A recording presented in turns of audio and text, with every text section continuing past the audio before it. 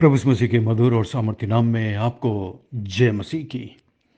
Daily Bible संदेश में आपका हार्दिक स्वागत है। आज 16 मई है और परमेश्वर को धन्यवाद कि उसने हमें फिर से एक नया दिन दिया है, एक नया सवेरा दिया है, ताकि हम अपने जीवन के चाल चलन, सोच विचार और आचरण के द्वारा उस परमेश्वर को महिमा दें जिसने हमें ये आज की जिंदगी दी है। मैं आशा करता हूं पिछले कई दिनों से जब हम इब्रानियों की किताब में से अध्ययन कर रहे हैं, परमेश्वर हम सबके दिलों से बातचीत कर रहे हैं और हम अद्भुत बातों को सीख रहे हैं। विशेष करके 11वें अध्याय में से जब हम सीख रहे हैं कि विश्वास क्या है और विश्वास किस तरह हमारे जीवन में हमारे कर्मों के द्वारा दिखाई देता है। 11 अध्याय में परमेश्वर के जितने भी महान दासों के बारे में, दासियों के बारे में लिखा है, वो सब विश्वास के महानायक थे। उन्होंने अपने जीवन के कामों से, कर्मों से ये दिखाया कि परमेश्वर पर उनका कितना अटूट विश्वास है। आज फिर हम इब्रानियों की किताब 11 अध्याय और उसके 23 आयत में से मूसा के बारे में पढ़ेंगे। यदि आपके पास अपनी बाइबल हो तो कृपया मेरे साथ बाइबल में जरूर देख लीजिएगा। यहाँ पर 23वीं आयत में लिखा, विश्वास ही से मूसा के माता पिता ने उसको उत्पन्न होने के बाद 3 महीने तक छुपा कर रखा, क्योंकि उन्होंने देखा कि बालक सुंदर है और वे राजा की आज्ञा से न डरे। पहला शब्द ही यहाँ पर लिखा है विश्वास ही से। तो मूसा के माता पिता ने जो कुछ भी किया वो सब कुछ विश्वास की वजह से किया, क्योंकि उनके अंदर विश्वास था कि परमेश्वर इस बालक को इस्तेमाल करेंगे। उनके अंदर विश्वास था कि एक परमेश्वर है, वो महान काम करता है, वो हमारी प्रार्थना को सुनता है और वो हमारे बच्चे की रक्षा करेगा। उनको विश्वास था और उस विश्वास की वजह से ही उन्होंने काम किया। वास्तव में यदि आप इज़राइल का इतिहास जानते हो तो यहूदी लोग करीब 430 वर्ष तक मिस्र में गुलाम रहे और जैसे जैसे वे संख्या में बढ़ते गए वैसे वैसे मिस्री लोग उन्हें सताने लगे थे। यहूदियों को बंधुआई में ले जाकर गुलाम बना दिया था, जैसा कि हम निर्गमन की किताब 1 और उसकी 6 से 14 आयत में पढ़ते हैं। इसके बाद वो मिस्री राजा फिरौन ने आज्ञा दी कि जितने भी इनके बीच में नर बच्चे का जन्म होता है उन्हें मार डाला जाए। किंतु जब मूसा का जन्म हुआ तो उसके माता पिता जो यहूदी थे, जिन्हें परमेश्वर पर अटूट विश्वास था, उन्होंने उसे छुपा लिया। उसके माता पिता को विश्वास था कि एक दिन परमेश्वर इस बच्चे को इस्तेमाल करेगा, इसे आशीष देगा। उन्हें विश्वास था कि परमेश्वर हमारी मदद करेगा जब हम इस बच्चे को मारने नहीं देंगे, छुपा कर रखेंगे। उन्हें परमेश्वर पर अटूट विश्वास था। और आगे लिखा है, विश्वास ही से मूसा ने सयाना होकर फिरौन की बेटी का पुत्र कहलाने से इनकार कर दिया। उसके बाद जब उन्होंने ज़्यादा समय उसके माता पिता बच्चे को छुपा कर नहीं रख सके तो उन्होंने उसको एक अच्छी सी टोकरी बनाकर उसमें रखकर नील नदी में बहा दिया। फिरौन की पुत्री को मूसा, जो कि एक छोटा सा बालक था, टोकरी में मिला और उसने उसको उठा लिया। उसने उसे अपने पुत्र की तरह रख करके पाला और वास्तव में परमेश्वर इतना अद्भुत है कि ऐसा उसने इंतज़ाम किया कि उस बच्चे को दूध पिलाने के लिए जब एक आया की तलाश की गई, तलाश करने वाली भी मूसा की बहन थी, मिरियम थी, जिसने जाकर अपनी माँ को बुलाया और फिरौन के घर में भेजा और फिरौन की बेटी ने मूसा की माँ को रखा ताकि वो मूसा की देखभाल करे। जरा सोचिए कैसा अद्भुत इंतजाम परमेश्वर का। जैसे जैसे मूसा बड़ा हो रहा होगा, जरा सोचिए क्या उसकी माँ ने मूसा को बचपन से ही परमेश्वर के बारे में नहीं बताया होगा? जरूर इज़राइल के परमेश्वर के बारे में बताया होगा, यहोवा परमेश्वर के बारे में उसको बताया होगा और उसे बताया होगा किस तरह हम इज़राइली लोग इन मिस्री लोगों के गुलामी में जी रहे हैं, किस तरह इन्होंने सारे लड़कों को मारने की आज्ञा दी। ये सारी बातें बचपन से ही मूसा को उसकी माँ ने सिखाया होगा, बताया होगा, क्योंकि वो उसे बचपन से दूध पिला रही है। जरा सोचिए, उसके माता पिता को विश्वास था, इसलिए उसकी माँ ने मूसा को पाल पोस कर बड़ा किया, उसकी माँ के द्वारा वो पाला गया। फिरौन की पुत्री को जब मूसा मिला, उसने उसे अपने बेटे की तरह रख करके पाला। जब मूसा बड़ा हुआ, तब वो मिस्र का शासक बना। ये उसका प्रिविलेज था, क्योंकि वो फिरौन की बेटी का बेटा होकर के उसे पाला पोसा गया था। परंतु उसने अपने साथी यहूदियों के साथ कष्ट सहने के लिए मिस्र में मिस्र का सारा धन, सारा वैभव, सारी संपत्ति, यहाँ तक कि फिरौन की बेटी का पुत्र कहलाने से इनकार कर दिया। जरा सोचिए, कितना बड़ा त्याग था, कितना बड़ा विश्वास था। शायद मूसा के अंदर वही विश्वास था जो उसके माता पिता के अंदर था। याद रखिए, विश्वास ट्रांसफर होता है। आप अपने बच्चों को बचपन से जिस विश्वास में बढ़ाएंगे, उसी विश्वास में वो बच्चा आगे चलकर मजबूत होगा। इसलिए अपने बच्चे के विश्वास के लिए कभी ठोकर का कारण मत बनिए। आपका बच्चा जो आपके घर में रहकर बड़ा हो रहा है, वो वास्तव में परमेश्वर का बच्चा है, जिसे परमेश्वर ने आपको दिया है पालने के लिए। आप उसे पालिए, देखभाल करिए, और उसके साथ साथ उसको वो आत्मिक ज्ञान दीजिए जो उसे मिलना चाहिए। परमेश्वर के बारे में वो विश्वास दीजिए जो आपके अंदर है, जिस तरह मूसा के लिए उसके माता पिता ने किया, उसकी माँ ने किया। और मूसा इसी विश्वास के साथ बड़ा हुआ, इसलिए उसने फिरौन की बेटी का बेटा होने से इनकार कर दिया। इसका मतलब मिस्र की सारी धन संपत्ति, वैभव, ऐश और आराम और अधिकार को उसने तुच्छ जाना। क्यों? ताकि वो परमेश्वर के लोगों के साथ दुख उठा सके। परमेश्वर के लोगों के साथ दुख भोगना उसे ज्यादा अच्छा लगा, धन्य लगा, जैसा कि यहां पर लिखा हुआ है। इसलिए कि उसे पाप में थोड़े दिन के सुख भोगने से, 25वीं आयत में, परमेश्वर के लोगों के साथ दुख भोगना अधिक उत्तम लगा। आज यदि आपके पास चॉइस हो कि आप परमेश्वर के लिए दुख उठाएंगे या आप भारत देश की सारी धन दौलत संपत्ति के मालिक बनना चाहेंगे, क्या करेंगे आप? क्या चूज करेंगे? यह उस पर निर्भर करता है कि बचपन से आपको किस परिवेश में बढ़ाया गया है, आपके अंदर कैसा विश्वास है, कितना मजबूत है, और परमेश्वर पर आपका विश्वास कितना दृढ़ है। इस बात पर निर्भर करेगा कि आपकी चॉइस कैसी होगी। आपका चुनाव बताता है कि आपका विश्वास कैसा है। आज बहुत सारे लोग गलत फैसला करते हैं। वो केवल सांसारिक धन संपत्ति, लोभ लालच को देखते हैं। कितनी दुख की बात है, वो सब थोड़े समय के लिए होती है और उसके बाद वो सब गायब हो जाती है। जिस तरह मसीह लोग कई बार गलत फैसला करते हैं, नौकरी के संबंध में, विवाह के संबंध में कितनी बड़ी गलती करते हैं। वो केवल संसार का रुपया, पैसा, धन संपत्ति देखते हैं, अपने आत्मिक जीवन को नहीं देखते। परमेश्वर के साथ अपने उस रिश्ते को वो उतना मान्यता नहीं देते, और इसलिए कई बार उन्हें पछताना पड़ता है। बहुत बहुत कुछ रुपया पैसा होने के बावजूद भी वो उस खुशी को प्राप्त नहीं कर पाते, वो उस शांति को प्राप्त नहीं कर पाते जो शांति केवल परमेश्वर दे सकता है। मूसा ने क्या किया? मूसा ने परमेश्वर के लोगों के साथ दुख भोगना ज्यादा उत्तम समझा।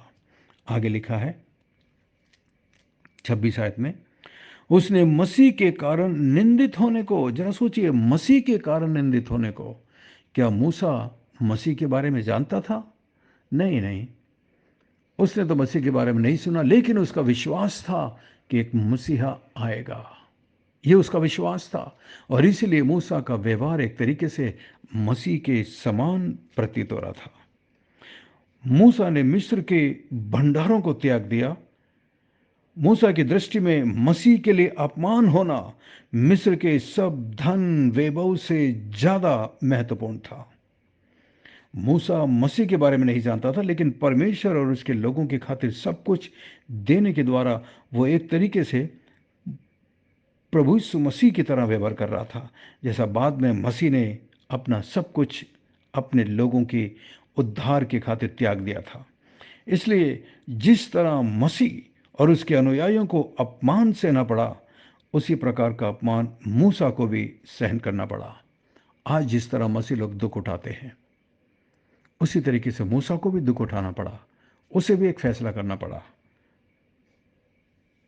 लेकिन मूसा ऐसे अपमान के बावजूद भी परमेश्वर पर यह भरोसा रखे हुए था कि विश्वास में स्थिर, और मूसा विश्वास में ऐसा स्थिर रहा क्योंकि वो जानता था कि एक दिन परमेश्वर से उसे बहुत बड़ा प्रतिफल मिलेगा। आप भी याद रखिए, आज जब आप विश्वास की खातिर, अपने ईमान की खातिर दुख उठाते हैं, शायद आपको प्रमोशन नहीं मिल पाता, शायद आपको वो बड़ी नौकरी नहीं मिल पाती, शायद वो रुपया पैसा नहीं मिल पाता, लेकिन याद रखिए, परमेश्वर की प्रतिज्ञा आपके साथ एक दिन जरूर पूरी होगी।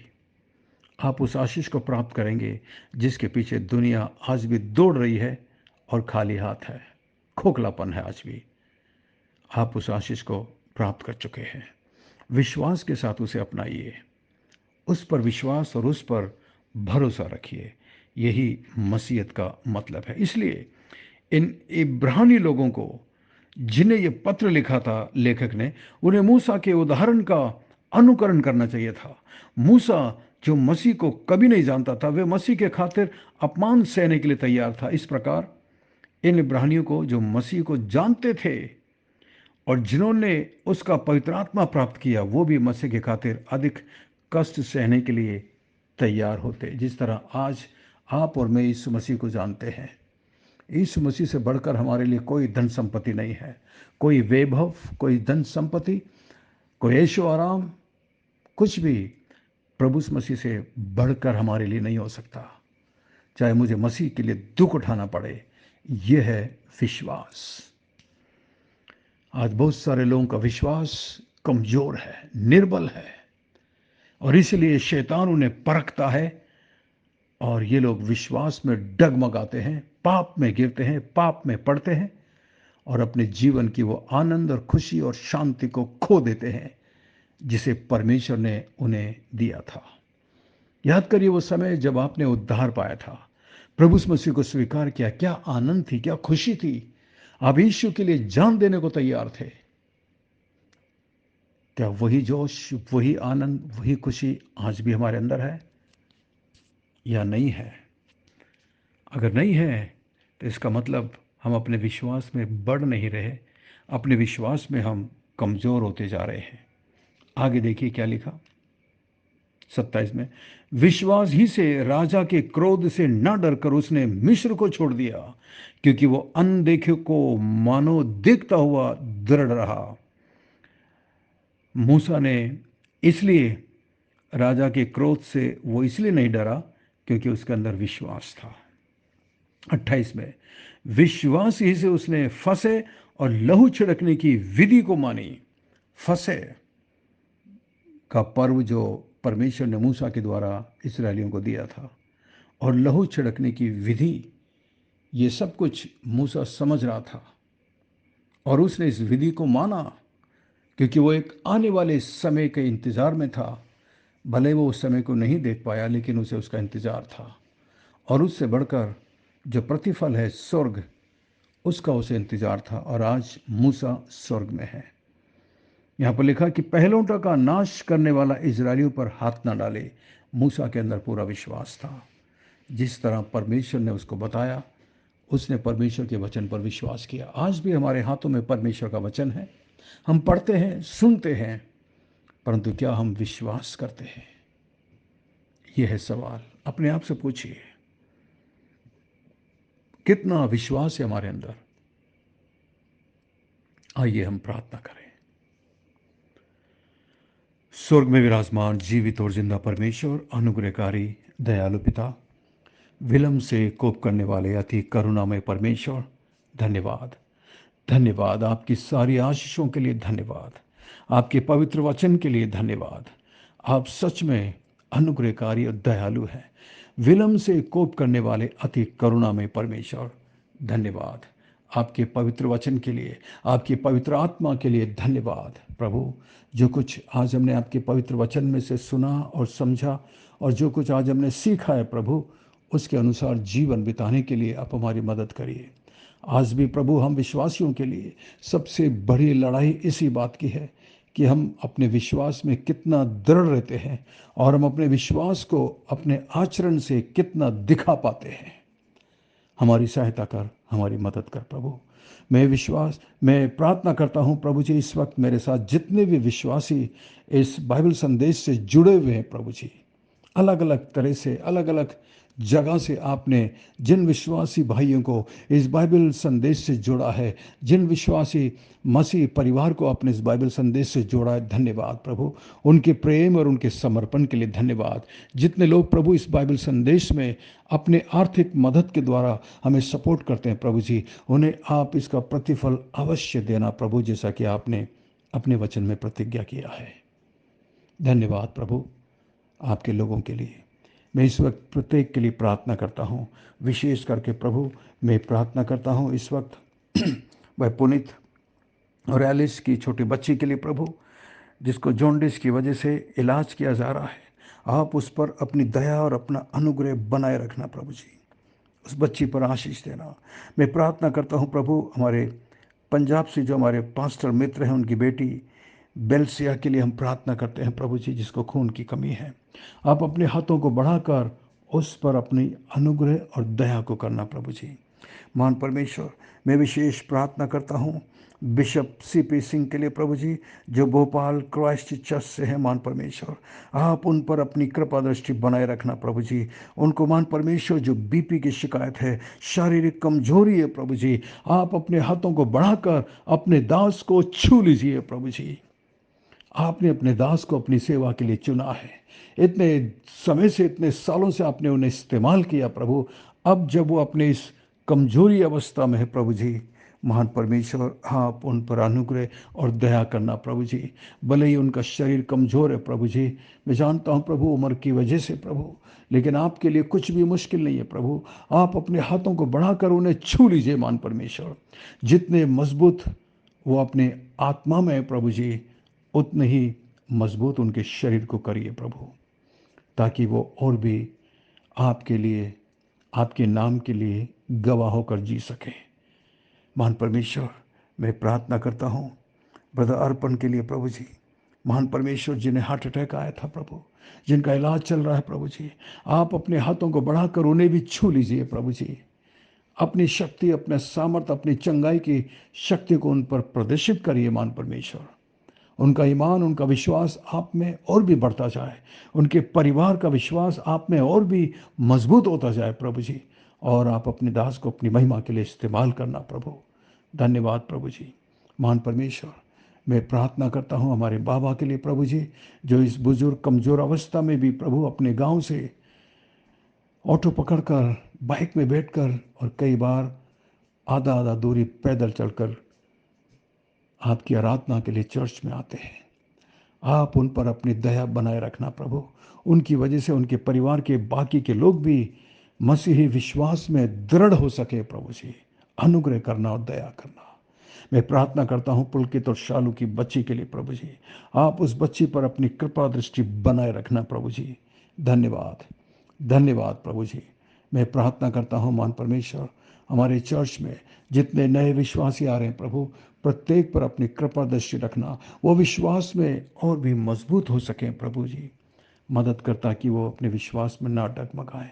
और मैं प्रार्थना करता हूँ प्रभु, इस बाइबल संदेश में हमारे जितने भी विश्वासी हैं प्रभु जी, प्रत्येक पर अपनी दया बनाए रखना। इन संदेशों के द्वारा प्रभु जी, हम में से हर एक अपने विश्वास में मजबूती पा सके प्रभु। धन्यवाद, धन्यवाद। हमारी विनती प्रार्थना को सुनकर जवाब देने के लिए धन्यवाद। सब कुछ यीशु मसीह के मीठे महापवित्र नाम से मांगते हैं, आमीन, आमीन। बहुत बहुत धन्यवाद हमारे साथ बने रहने के लिए। आशा करता हूँ आज के संदेश के द्वारा परमेश्वर ने आपके दिलों से बातचीत की है। यदि आप आशीषित हुए हैं तो हमें ज़रूर कमेंट्स में बताइएगा इसी नंबर पर। और यदि आप इस संदेश को पहली बार सुन रहे हैं तो आप हमारे बाइबल संदेश ग्रुप में, व्हाट्सएप ग्रुप में शामिल हो सकते हैं। हमारा नंबर है 9927464924। Pastor Mani Thomas, Emmanuel believers church, Agra. हम आपसे प्रेम करते हैं, आपकी परवाह करते हैं, आपके लिए प्रार्थना करते हैं। अंत में सवाल है, आज के संदेश के द्वारा परमेश्वर ने आपके दिलों से क्या बातचीत की? मूसा के जीवन से हम क्या सीख सकते हैं? God bless you, we love you, have a great day and take care. अपना ख्याल रखिएगा।